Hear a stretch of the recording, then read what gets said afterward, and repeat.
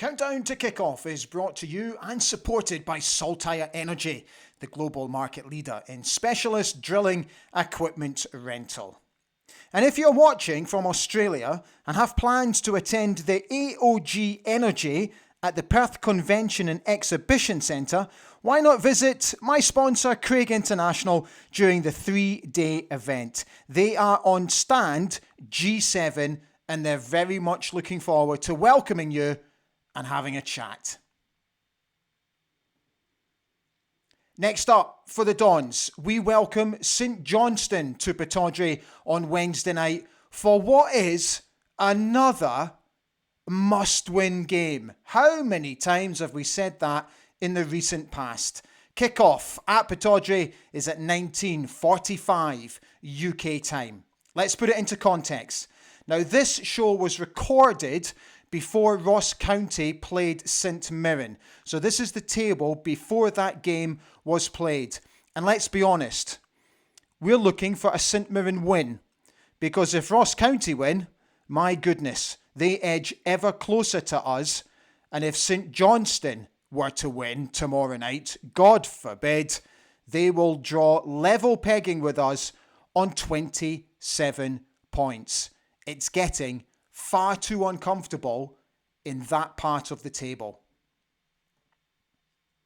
Hi everybody, how you doing? A very warm welcome to ABTV here on YouTube. I hope you're all well. So this is a pre-recorded preview show ahead of our game against St Johnston at Pittodrie on Wednesday night. So later, I have a very interesting conversation with Scottish football correspondent for The Times and also author of Fergie Rises and big Aberdeen fan, Michael Grant. Michael and I discuss the Kilmarnock game. We look ahead to the St Johnstone game. And we also have a little chat about Neil Warnock's position as the manager of Aberdeen Football Club. And he gives us a very interesting insight into the consultancy company who have been tasked with looking at the football operation at Pittodrie currently. So please hang about, watch his interview, because I think you'll find it extremely interesting. We've got that coming up. Plus also, I'll be reading out the comments that you have left on my social media pages ahead of the game. So thank you for doing that. But first, let's crack on. And what we always do ahead of a big game is try and predict the team. Now, usually what I try and do is predict the team that I'm hoping Neil Warnock will play. But I'm not going to do that. This is the team that I want to start the game. I'm going to be a little bit selfish and a little bit self-indulgent. Tell me what you think. Leave a comment. So I've got to be honest. I want to change a goalkeeper because I don't think that Kelly Roos at the moment is instilling much confidence in the players in and around him. So I want Ross to get another chance. I've gone with a flat back four, but I've changed it up. So I'm going to stick with Jack, but I want, as in Jack McKenzie, but I want Jack Milne and I want Angus MacDonald both to start in that central role and see how they get on, with Nicky Devlin obviously playing at right back. I've then gone with three in the middle, Shinza, Leighton Clarkson and Connor Barron, and then three up front because I think Neil Warnock prefers that system with Duke, Bojan and Jamie McGrath. So that's the team that I would like to see start the game against St Johnstone. So if you agree or disagree, feel free to leave a comment. Right, so let me just quickly, as I always do, clear the timeline and get a couple of bits and pieces in for you because the manager gave his pre-match press conference earlier today. And again, lots of interesting stuff to come out of that, which I will get to you in just a moment once I fill this up. And I just want to stick Michael in there. Michael, where are you? Michael, there we are. Okay, done. Right, so let's start with Neil Warnock. I've picked out one or two quotes. So he said, I'm going to be working my socks off now to find a formula that can get us a winning team. That's what I've come up for. There's no slacking off or anything. What we've been doing, we've just got to keep going. Yes, one or two things haven't worked out, so I've got to look at alternatives if that's the case. Winning is the most important thing, but a performance as well would cheer me up. I think we might have to tweak here and there to get that performance. I thought that was really interesting, which suggests to me he could mess around with the team. Aberdeen's last league victory at Pittodrie came against Livingston on the 20th of December. Oh dear. In fact, Aberdeen have only won 3 Scottish Premiership matches at Pittodrie from 13 played. St Johnston have only won 1 away league game from 13 in the Scottish Premiership. The man in the middle is Don Robertson, and the man on VAR is Willie Collum.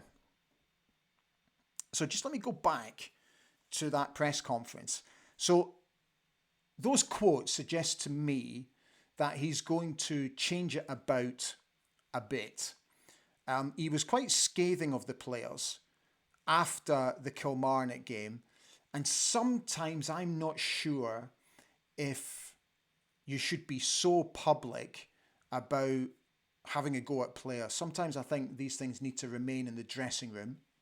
So it's something that, Michael Grant and I discussed about his role, not so much the topic of keeping things in the dressing room and all that sort of stuff, but particularly about his role. So what are we going to get from St Johnstone? Well, I think it's pretty obvious. It's going to be another stuffy, horrible, nasty watch. That's what I think. Unless we start playing a brand of football that we all hope and know that the lads have it in them to play. But it's going to be another difficult game. Craig Levein will probably set them up to sit in, to just frustrate the hell out of us for 90 minutes and try and contain us. And again, in fear of repeating myself, it's up to us to try and break them down. So we weren't able to break Kilmarnock down in any way, shape or form. But I really hope that whatever they've worked on in training in the past 48 hours or so, they're able to take into the game against St Johnstone, because they're going to have to break them down, because they will quite simply just sit in and try and soak up everything that we throw at them. So it's up to the lads now to start walking the walk. You've done the talking in your press conferences. We've heard it a million times before. We're all getting a little bit sick of it. Now start performing on the field of play. Right, let's get to Michael Grant. So, Michael is the author of that fantastic book, Fergie Rises. If you haven't read it, I fully recommend it. It's all about Sir Alex Ferguson's time at Pittodrie and his style of man management. Honestly, I can't recommend it high enough. It's a fantastic read. He's also the Scottish football correspondent for The Times. So please welcome to Countdown to Kickoff, Michael Grant. Hi, Michael. Thank you so much for jumping on. You keeping fine? Oh, well, Alec. Good to see you again. Good man. Right, let's crack on. Okay, first of all, I'd like to ask you for your thoughts on Saturday's performance against Kilmarnock. Is this going out before the watershed or after? We've had a few stinking performances this season, haven't we? And that was probably up there with them, really. I wasn't able to go, but my 2 boys went, and I asked them about it, and they said there was really nothing that was especially good. There was nobody that really played particularly well.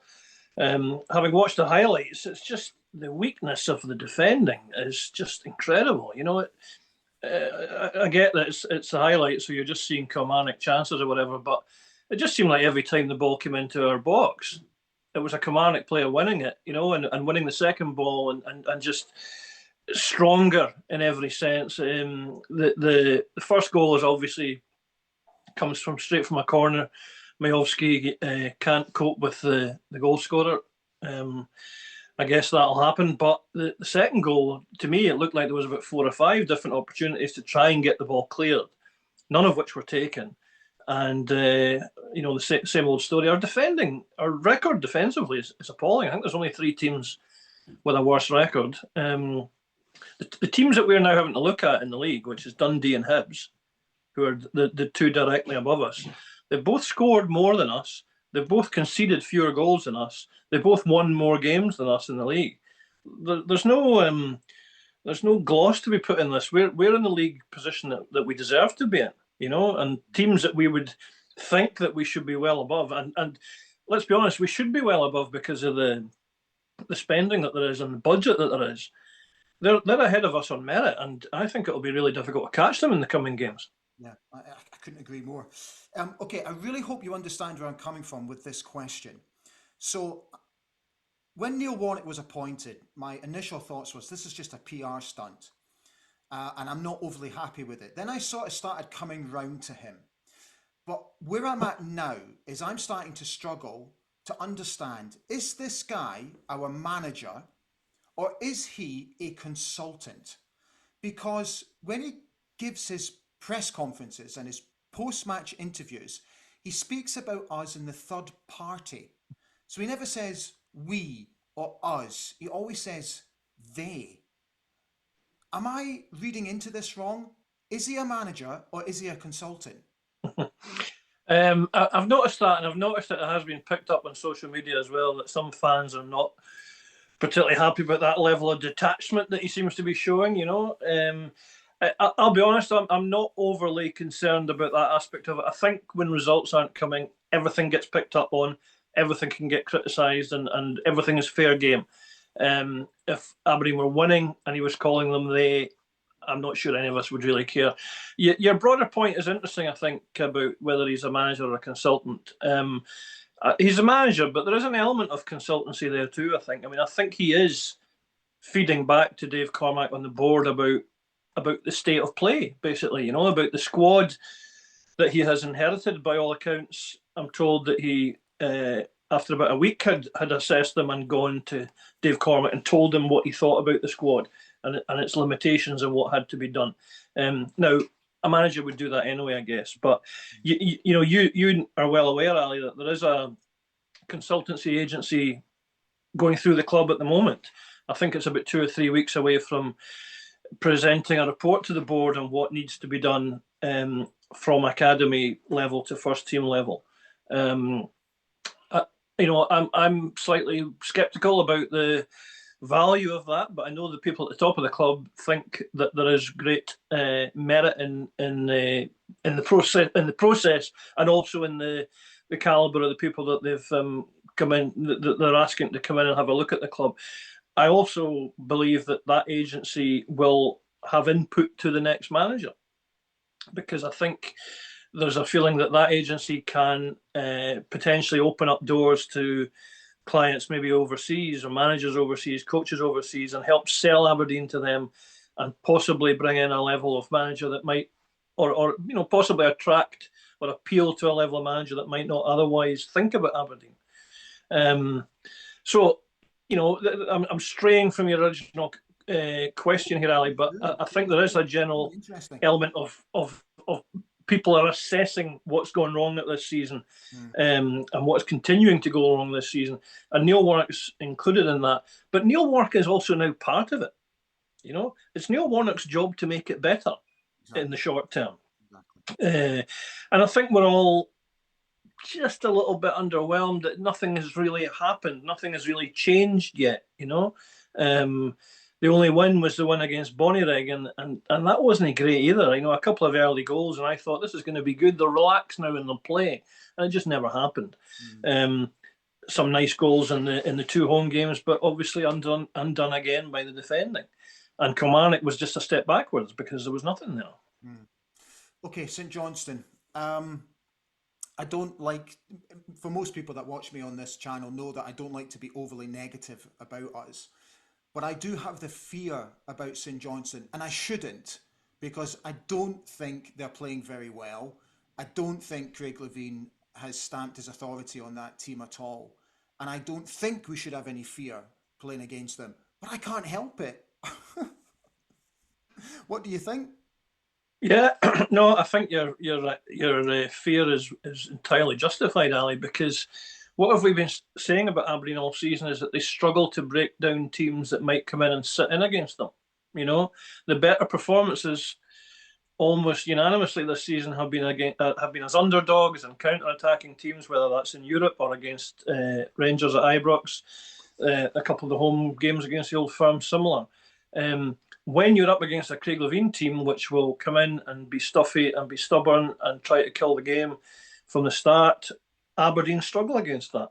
And there isn't much confidence in the side at the moment, is there? And there isn't much confidence amongst the support. So I can see Wednesday being a slog.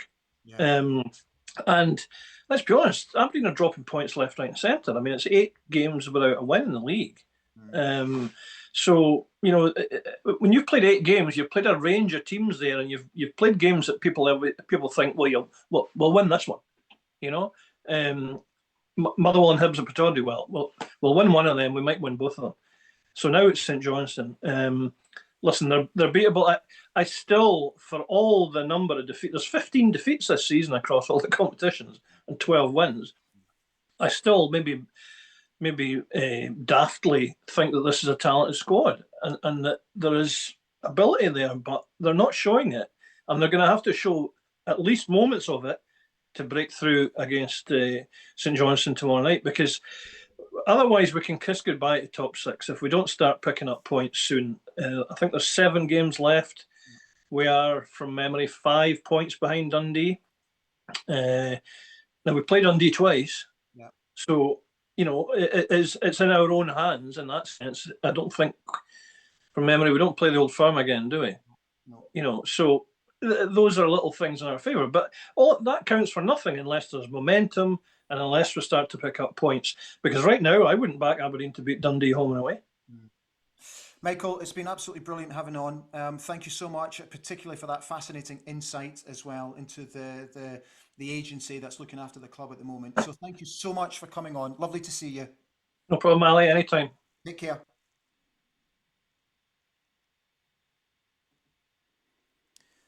My thanks to Michael Grant. If you can't get to the game tomorrow, that is the front cover of the Matchday programme. Red Matchday with Leighton Clarkson looking ever so serious on the front cover.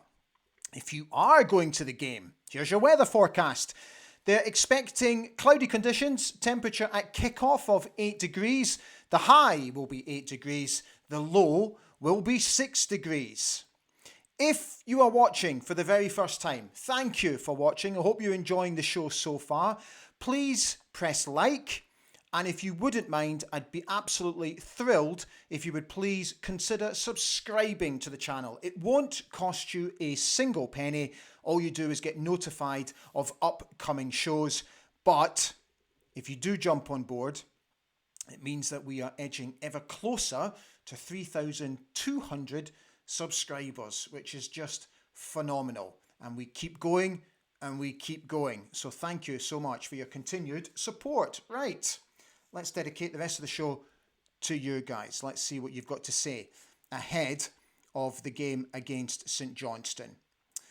Gareth Mackey has said, well, it once again feels like Groundhog Day in stating the obvious changes as fans. We can see what is needed. McDonald in, Roos dropped, support needed for Bojan, but none of which I feel will change until the season is at an end for a new manager to come in and get the squad he wants to have. He said, P.S. Not fancy throwing your hat in the ring as full-time boss, Ali? Happy be your assistant and kick some backsides into gear on the training ground. Chance would be a fine thing, Gareth.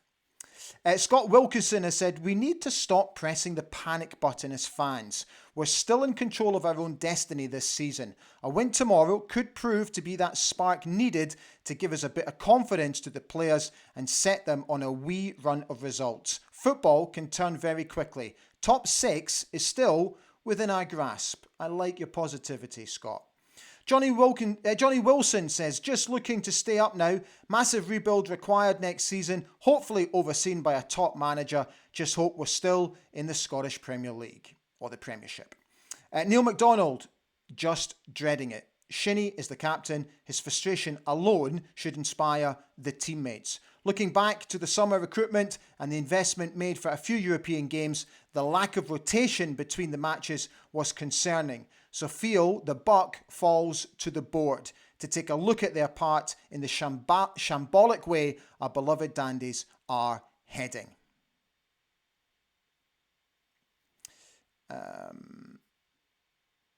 Charlie Craig said, common theme this season has been the team not starting matches properly.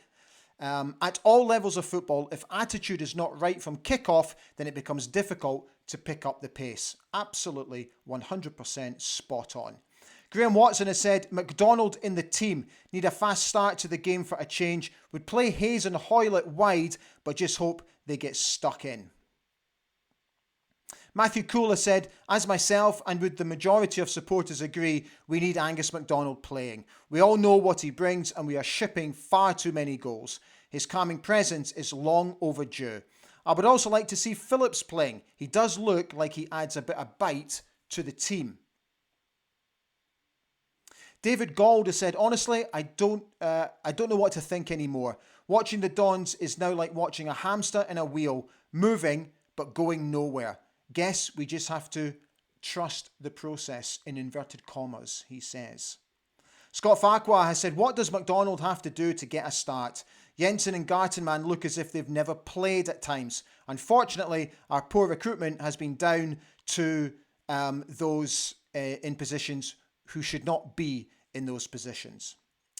Jeff Doig has said, we have a good squad of players and sometimes it can take just one player to lift the team, so I would like to see the new lad get a start. He looked strong and played well on his first short appearance.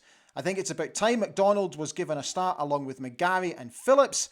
If they can find a space for Duke, I'd like to see him play as well. He's needing game time to keep his confidence building. Surely those five alone will give us that extra bite to win at Pittodrie. David Garrow has said, don't think we're getting fourth place or winning the cup, so getting a result to avoid a potential relegation fight is important. Warnock has publicly declared our flaws, which we're stuck with unless a free transfer or two can be achieved. GW Findlater said, sleepwalking into relegation playoffs, just like Hibs in 2012.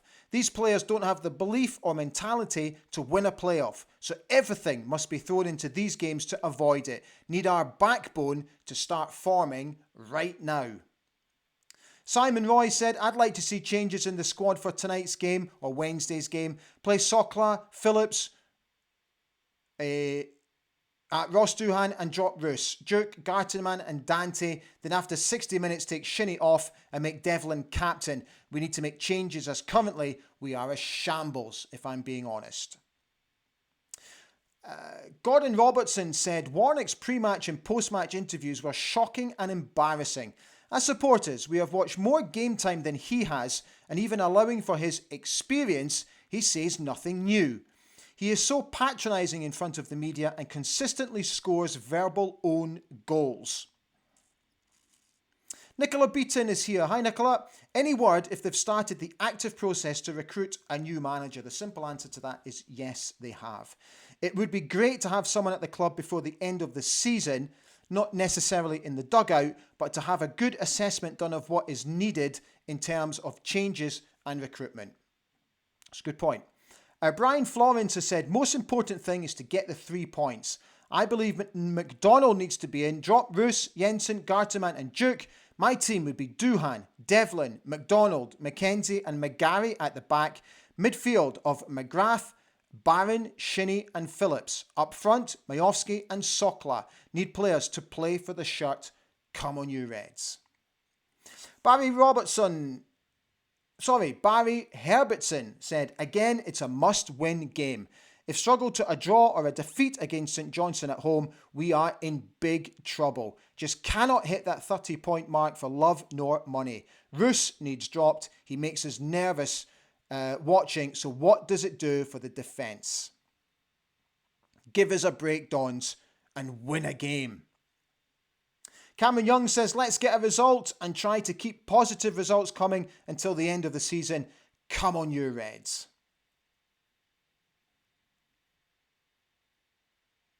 Mark Aiken said, not sure if bench players are any better, but let's play them and see. I am sick of watching usual underachievers. Clarkson, what has happened as he's been awful most of the season, as has Duke.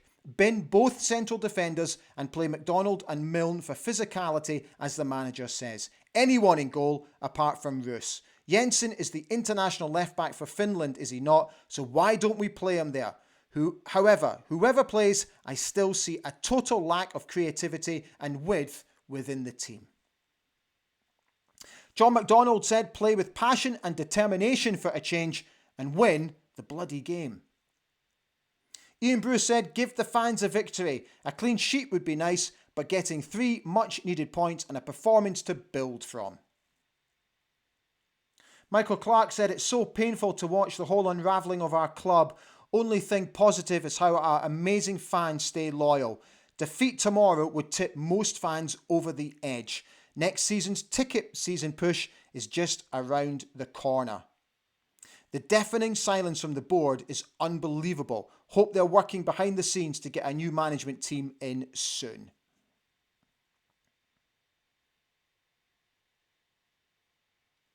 Alistair Davison said, the league does not lie. I feel the simple fact is the players are not as good as we thought and as they made out. Anyone that has played the game will know you will beat worse teams. St Johnstone should be coming here to win, and so should everyone else. The plain facts are we are closer to relegation than the top 6. Big changes in the summer needed within the board and players.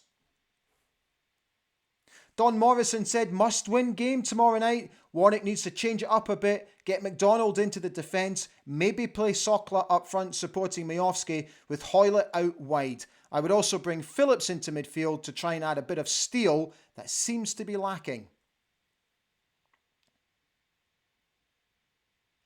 Simon Roy went on to say, I want to see players playing for the shirt and getting stuck into them and make changes so they know they're not guaranteed a starting place. Gordon Ritchie said, need changes. Play McDonald in defence. We all know what we're getting from our opponents. I would take a 1-0 win, but not holding out too much hope. Come on, you Reds.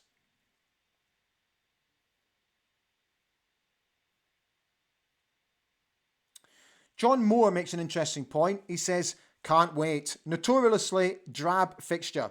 They should have beaten us last time, and I don't see this time being any different. If the team come out as meek as we were against Killie, then for me, Neil Warnock simply has to go and get Peter Leven back in charge.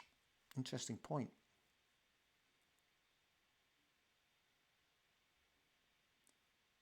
Martin Smith said, I'm not sure what to expect tomorrow. Didn't see the Killie game, lucky you, and have avoided it after your excellent show. Thank you, mate. I can only hope a bit more steel in the side. McDonald must surely be a starter now unless he is seriously unwell. I'd have Phillips in midfield as our breaking midfielder.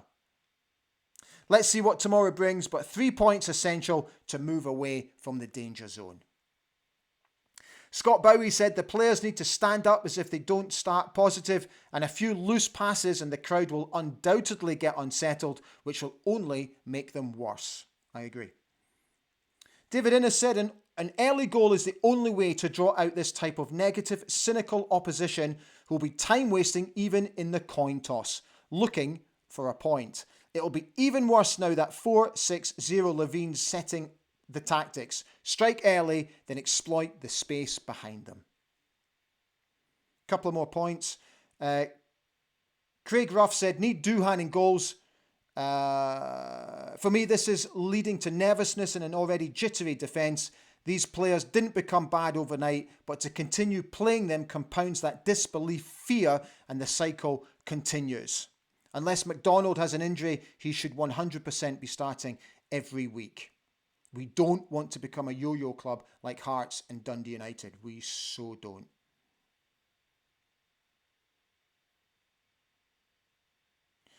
Alex Wallace has said, new week, new perspective. No point in holding back now. Change the goalie, put Milne and McDonald in, bench Shinnie and Clarkson, give Devlin the armband, start Phillips and Hoylett with Sokla alongside Majowski. Oh aye, and don't let Neil Warnock near a microphone. That should do it. Come on, you Reds. And finally, David Buchan said, I've mentioned my concerns over the appointment of Neil Warnock before, and after his Kilmarnock post-match interviews, those concerns are greater. It felt like he was distancing, I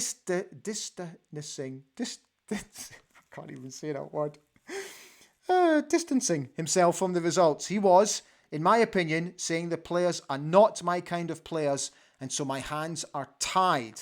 I'll do my best, but it's not on me. He pointed out schoolboy defending, but then he picks the same defence, points out problems with Roos, but puts him back in. David finishes off by saying, I'm really beginning to think the short-term appointment was a bad idea. Yes, it gives the board time to consider options, but for the team, knowing the manager will not be around with a number of their contracts ending, how much more can he motivate them? It's a very good post, David.